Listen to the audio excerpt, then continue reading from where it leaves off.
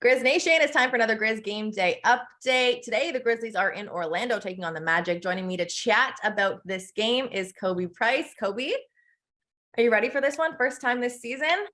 Yeah, first time seeing. Did they play in the preseason? Yeah, No. we played twice in the preseason, but first Yeah, regular season game. yeah. This has way more chips on the table. Way more chips. Yeah, no, I'm looking forward to this one because especially after how last season went in terms of the regular season games, like both those games, Memphis won them pretty easily. So I'm looking forward to seeing how, the younger Orlando group kind of responds. Be like, all right, y'all got us last year, but this year, we're trying to make some steps. We're trying to take some steps forward. So it's not going to be like last year. So I'm just seeing how they handle this. Yes, this is a new team this year. They got Paolo Banchero, and he was big last night. So both these teams, are on the second half of back-to-back. The Orlando Magic have the back-to-back at home, which is really nice for them. The Grizzlies on the road. Orlando beat OKC last night. Banchero, like I was saying, had a big game, 25, 7, and 8 rebounds. The Grizzlies played Charlotte. Pretty easy win for them, too. A lot of the guys went off. Ja had a big night as well. Now, look. We're talking about these two teams going head to head. You'd look at this, you'd look at the standings and be like, the Grizzlies can walk in there and take over. However, despite this team being 13th in the East, they have big wins over the Warriors, the Mavs, the Clippers, the Suns, 2 against Boston, at Boston. The Grizzlies tied for first right now in the West. Why is this not an easy game for the Grizzlies tonight?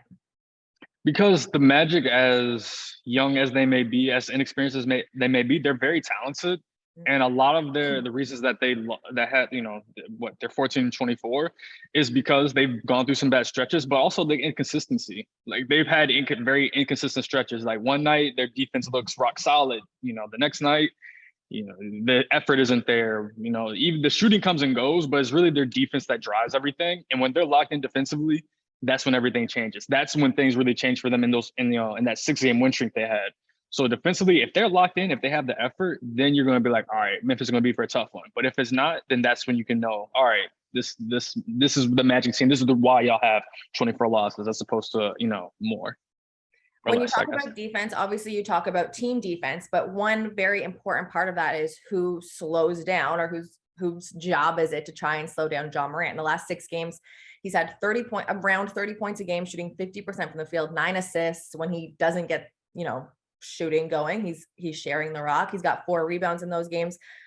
Talk to me about point guard / wing defenders, because Markelle and Cole, although they are both extremely talented on the offensive end, don't have the highest defensive rating in the world. So whose job is it to try and lock down Ja? I think Markelle will get a look at it. He's actually, since he's come back from his the broken toe, he's taken a step defensively. He's really impressed with his point of attack defense. So I would expect him or Gary will probably get the starting assignment on Ja. And it's looking like Jalen Suggs may return tonight. He was upgraded to questionable after missing, I believe, the last 19 games with right ankle soreness. So depending on how the rotations go right now, being like breaking news. Depending on how everything goes, he may, guard Ja, just depending on rotations, how it goes. But I would imagine between Markelle, Gary, and maybe a little bit of Jalen Suggs. Like if he returns tonight, that would be the guys primarily, going up against Ja. Let's talk about fast break points, because I think when I look at how these two teams play, this is something that the Grizzlies can take advantage of potentially. Now, I say this because Orlando turns the ball over, and this comes with youth, because this was the Grizzlies a few years ago too. They turn the ball over, I think 3rd or 5th most in the NBA, and the Grizzlies really like to capitalize off of steals, off of getting out and running. They're 3rd in the league right now in fast break points that they do get per game. How can Orlando not turn the ball over so much? Like, how can they keep the ball in their hands? Like, how do you see this fast break? How do you feel like this fast break offense is going to go for the Grizzlies? I think how is their transition defense? I didn't even look this up. Yeah, the problem with the Magic is that I think they're decent in terms of like their transition defense is somewhat fine. Mm-hmm. It's the problem sometimes that the frequency of how often teams may get out, whether it's the turnovers, or there's also been problems, and they haven't been as frequent, but even if the Magic score, the other team will be able to get it right back, within Yeah. like the first 4 seconds of the clock. So that's just being locked in for them. We saw this a little bit against the Wizards, their last loss against the Wizards to close out 2022. They would miss shots at the basket and nobody's behind them. So that's to make sure that they get the bunnies, because when you miss those shots, then that's when the other team's able to run out, and that's when you get the highlight reel where the dunks from Ja or just all the crazy stuff that they do. Like just make sure you make the close shots so your defense is set running back. And with the turnovers, I think for them it's just being smart, and being cognizant of help defenders, being aware of where the arms are, where the length is at, and making the early pass. Don't overdrive too deep into the paint and then try to spray out when you're surrounded by arms and length. It's like if you can see it early, make the pass early. That'll help them not have as many turnovers. Because yes, this Memphis team will, if they're not careful, that could be the game right there.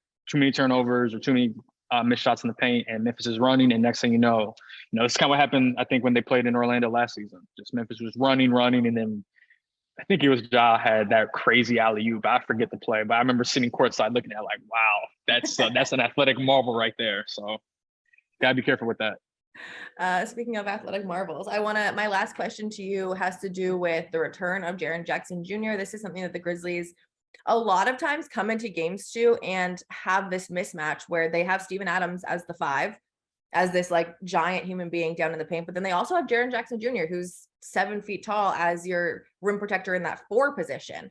The Grizzlies first in points in the paint right now. They're also first in isolation defense because they do have those 2 guys that help you out, down in the paint. Talk to me about personnel. Who are the bigs, and what do you like about those 2 matchups? Yeah, I think for, when you compare the bigs between Orlando and Memphis, it's going to be tough for Orlando because they are missing, there's Bol is out. Mo Wagner, he's serving the second game of the suspension stemming from the altercation with the Pistons. So they're really going to be limited in terms of bigs between Mo Bamba and Wendell Carter Jr. I imagine Wendell will start and Mo Bamba will come off the bench. Mo Bamba. Yeah, and maybe, so maybe that's, you have Paulo and Wendell matching up against Steven Adams and Jaren Jackson. I think what I'm curious to see is just how, I know Jaren, I think he's maybe a little better with the foul trouble this year compared to previous years. I'm curious to see how I'm imagining he'll guard Paulo, like how Paulo goes about that. Because Paulo, even though hasn't been as much recently, he's very good, especially for a rookie, at drawing fouls, getting to the paint, drawing contact. So I'm curious to see like that dynamic in terms of Paulo trying to attack, and then, how Jaren defends him.